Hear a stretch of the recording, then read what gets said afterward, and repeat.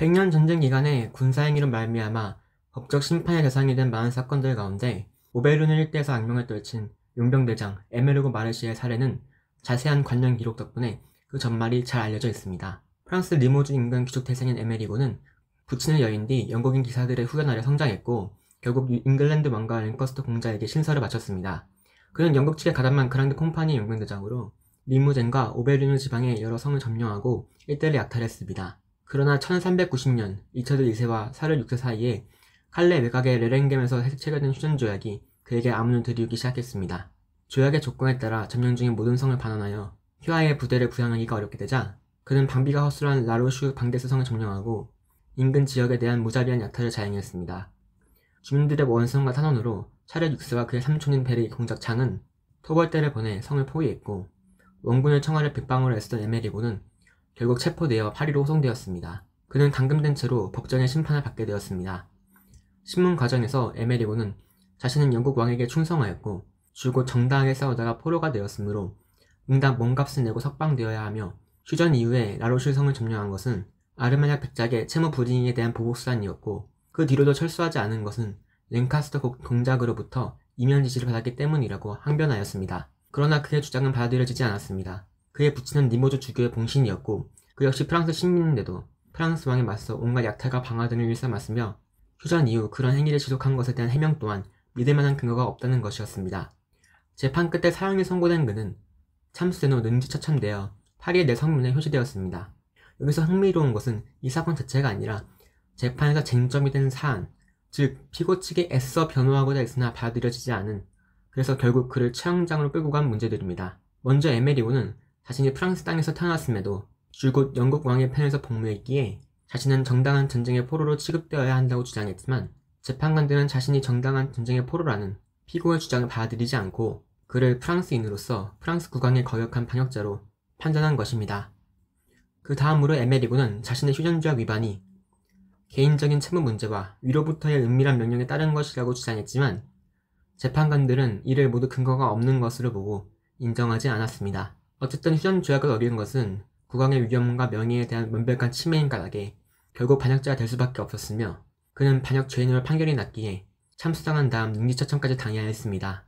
에메리고의 사례는 당시 전사들의 범죄의 일부를 판단함에 있어 그가 정당한 권위의 승인 아래 정당한 전쟁에 참여한 것인가 하는 문제가 관건이 되었다는 것, 그리고 동시에 휴전 이후 그의 행위가 휴전 협약의 위반이 아닌가와 같은 구체적인 문제가 관건이 되었음을 보여줍니다. 실제로 휴전 이후의 사적 보복 행위는 많은 분란을 빚어왔습니다. 예를 들어 영국 왕 에드워드 3세는 평화 조약을 위반한 죄로 프랑스 측에 체포되어 감금된 윌리엄 불머의 석방을 요청하기 위해 프랑스 왕 장 2세에게 보낸 서한에서 그의 몸값을 받지 못한 채무자들을 압박하기 위해武力을 행사했을 것이라는 이유로 선처를 호소했습니다. 그러나 정당한 권위로부터 나온 보복 허가장이 없는 한 국왕의 보호 아래에 있는 신민에 대한 보복행위는 점차 군주에 대한 도전으로 간주되어 갔습니다. 이와 같은 중세 말의 전쟁 규범의 중요한 변화들은 전쟁 수행 방식과 행위에서도 나타났습니다. 명분과 권위의 문제 같은 전쟁을 위한 법에서 전쟁에서의 법으로 강조점이 이동한 것입니다. 이를테면 약탈을 위해 전쟁터에 가는 병사는 법적으로 급료를 요구할 수 있는가부터 시작하여 결투 도중 투사의 칼이 부서지면 다른 칼을 받아야 하는가에 이르기까지 전쟁 중에 일어날 수 있는 다양하고 세세한 일들에 더욱 초점이 맞춰졌습니다. 물론 전쟁을 위한 법과 전쟁에서의 법은 서로 무관한 것이 아닙니다. 이를테면 이교도에 대한 전면전은 무제한한 폭력을 허용하는데 이는 전쟁을 위한 법의 범주에 속하는 이교도와의 전쟁이라는 명분 때문에 전쟁에서의 법인 무제한한 폭력이 허용되는 것입니다. 이때 적은 죽이거나 노예화해야 하며 이 점에서 기사도의 규율을 따르는 품위 있는 전쟁과 대비됩니다. 또한 이 문제는 저번 영상에서 언급된 5가지 항목 중 정산의 항목과도 관련이 있습니다. 전쟁법은 군율에서 휴전에 이르기까지 전쟁에서 일어날 수 있는 매우 다양하고 세세한 문제들을 포괄합니다. 그중 포위와 노획, 포역에 관한 규범에 대해 간략히 살펴보겠습니다. 100년 전쟁에서 공방전은 전세를 가르는 분수령이 되고는 하였는데 공성전은 을에 포위하는 쪽에서 헤럴드를 보내 항복을 권유하는 것으로 시작되었습니다. 항복할 경우 수비대와 시민의 목숨은 보장되며 약탈은 금지되었습니다. 그러나 거부하고 항전할 경우 본격적인 공성이 시작되며 모든 주민들의 생명과 재산에 대한 가차없는 보복은 정복자의 권리가 됩니다. 전장에서의 승부는 승자와 패자가 대등한 처지에서 신의 심판을 받은 것이기에 이 경우 포로의 생명은 보호를 받지만 오랜 저항 끝에 무력으로 점령당한 도시는 공격 측의 군주의 위험과 명예를 짓밟은 것이기에 반란을 일으킨 도시와 마찬가지로 그 군주의 가차없는 재판에 놓이는 것입니다.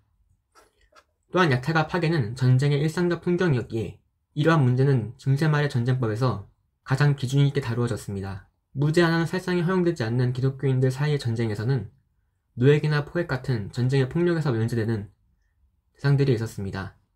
예를 들어 성직자와 수도자, 순례자와 학생, 헤럴드와 사절, 이미 포로로 잡힌 사람, 농부와 목부, 그 밖의 노동자들이 그러했습니다.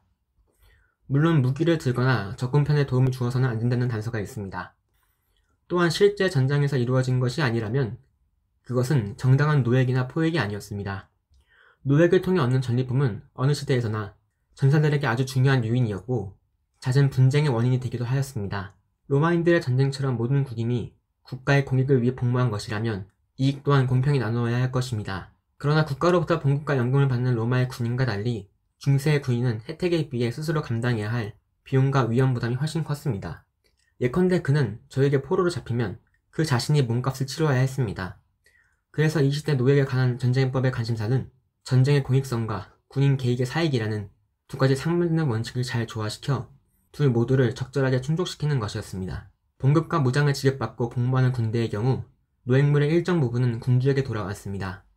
또한 자신이 포획당했을 경우 몸값까지 지급받는 조건의 군인들은 모든 노획물을 군주나 지휘관에게 넘기도록 하였습니다. 이렇듯 비용 및 위험 부담에 따라 달라지는 복무 조건과 노획물에 대한 권리는 중세말 군사 분야에서 나타난 타산적 태도의 일면을 잘 보여주고 있습니다. 포로의 포획과 몸값 문제는 훨씬 더 많은 분쟁을 빚었으며 규범 또한 훨씬 복잡했습니다. 이는 포로라는 대상이 단순히 재물이나 노예가 아니라 포획자와 일종의 계약 관계를 맺은 주체였기 때문입니다.